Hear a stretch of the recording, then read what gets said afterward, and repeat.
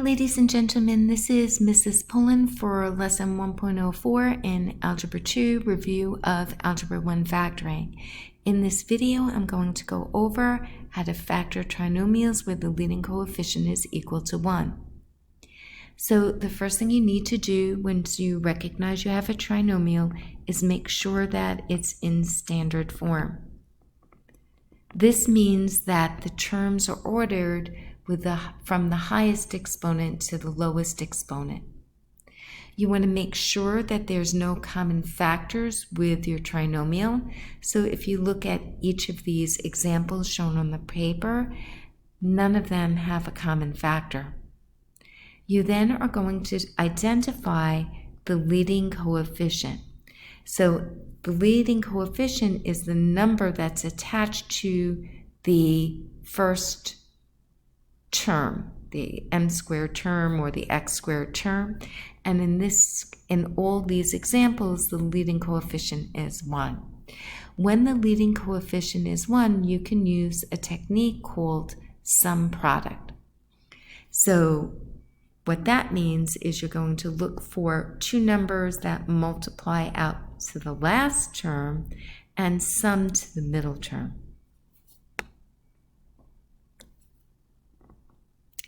So for the first example, we're looking for two numbers that multiply out to -90 and sum to 1. We're going to list out all the factors of 90. That would be 1 and 90, 2 and 45, 3 and 30, 5 and 18, 6 and 15, and the last one would be 9 and 10. Since the product is -90, that means the signs of those pairs have to be different. One has to be positive, one has to be negative.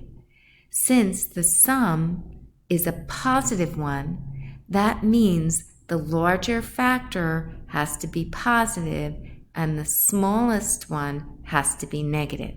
So we're going to negate all the smaller factors. We're then going to sum each of these pairs to see if it adds to 1. So -1 and 90 add to 89, so that doesn't work. -2 and 45 add to 43, so that doesn't work. -3 and 10 add to 27, so that doesn't work. -5 and 18 add to 13, so that doesn't work. -6 and 15 add to 9, so that doesn't work. But -9 and 10 add to 1. So we have our factors. We're then going to create two parentheses or double bubble.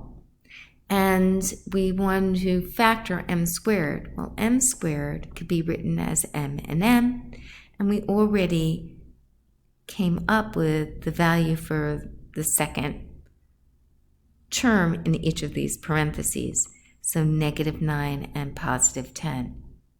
Note, I could have also written m plus 10, m minus 9, because multiplication is commutative. This is our answer, but we could check to see if it's correct. We know m times m is m squared, m times 10 is positive 10m, -9 times m is -9m, and -9 times 10 is -90. We combine like terms, and we get m squared plus m minus 90. So this did work. Let's go on to the second problem. Again, the expression is already in standard form. There's no common value to each of those terms, and my leading coefficient is equal to 1. This means I can use the sum product method. I'm looking for two numbers that add to -1, so they're adding to -1, and they multiply out to -30.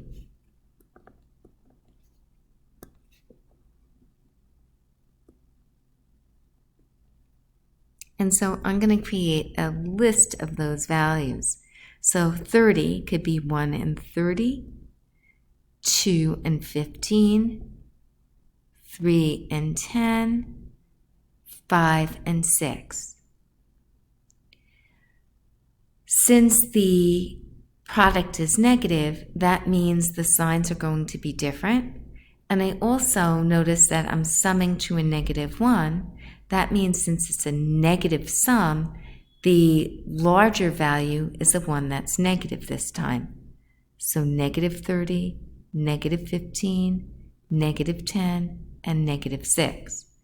So now I'm going to go down the list to see which gives me a sum of negative 1.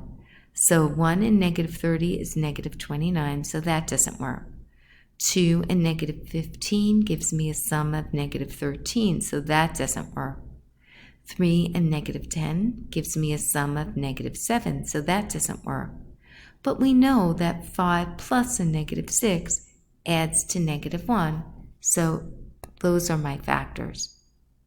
So I set up my two parentheses, a double bubble, and in this case the variable that we're splitting is x squared, so x, and positive 5 and negative 6. And again, this is my answer, but if you have time, it's always a good idea to double check. That would be x squared plus 5x minus 6x minus 30. That's x squared minus x minus 30. So we see that our answer checked. So now let's go on to the last example. It's a trinomial that's in standard form. I don't have any common value, and I notice that my leading coefficient is 1. I'm looking for two factors that multiply out to positive 20 and add to negative 9.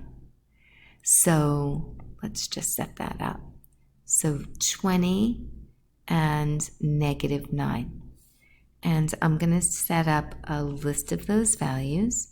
So what are factors that go into 20? Well, I have 1 and 20, 2 and 10, 3 doesn't go into it, but I know 4 does, so 4 and 5. And those are all the values. Now, I know that my product is positive, so either both factors are going to be positive or they're both going to be negative, because a negative times a negative is also positive. Since my sum is negative, that means both of these factors have to be negative. So let's see which sums to a negative 9. So negative 1 and negative 20 is negative 21, so that doesn't work. Negative 2 and negative 10 sum to negative 12, so that doesn't work. But negative 4 and negative 5 sum to a negative 9, so we know those are the factors. So we set up our parentheses, we double bubble, and then in this case we can break apart x squared to x, and now we have negative 4 and negative 5.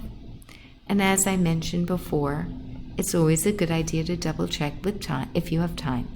X times x is x squared, x times negative 5 is negative 5x, x times negative 4 is negative 4x, and negative 4 times negative 5 is positive 20.